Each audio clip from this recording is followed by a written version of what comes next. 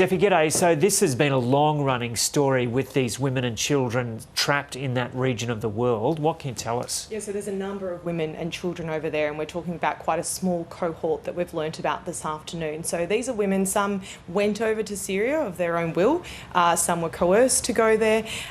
They were there with what we call them ISIS brides, because they were married to men who were fighting, who were part of the ISIS terror group.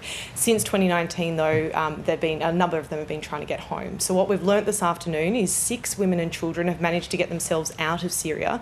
They made their way to Beirut, where they were stopped by authorities because they didn't have, the right paperwork on them.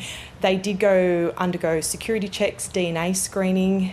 We understand, we've been told about that, and that was done by Australian agencies. And as a result of that, they were issued Australian passports, because in the end that is their legal right. They were born in Australia. They are entitled to those passports. I've been told that they recently arrived back in Australia. We haven't been told where, in terms of which state, but they are being monitored by security agencies. And what's been the political reaction so far? Yeah, so we have received a general response from the federal government, and that is that the Australian government is not providing assistance in terms of repatriating individuals from Syria. So the government really honing in on they had no role in bringing these 6 people back. Yeah, because there had been calls from some people, including relatives, to help get them back. Yeah, and there was a few months ago, you'll recall, the Prime Minister was actually asked about reports that the Australian government was looking at bringing dozens of women and children back, and that was denied at the time. So this statement saying we had no hand in helping those 6 out of that camp. Obviously they helped with the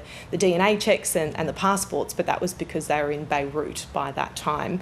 The statement also says if any of those people find their own way to return, our security agencies are satisfied that they are prepared and will be able to act in the interests of community safety. We are seeking responses from Home Affairs and AFP about how these people are being monitored.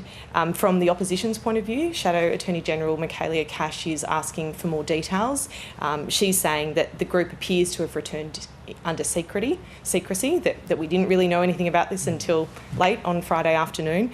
And she's asking Tony Burke to front up to every community where these people are living and to explain to them how they will be kept safe. And so this is a small group, and it's believed there are still an unknown number of Australian women and children in Syria? Absolutely, a number of women and children still overseas in Syria. So this is 6.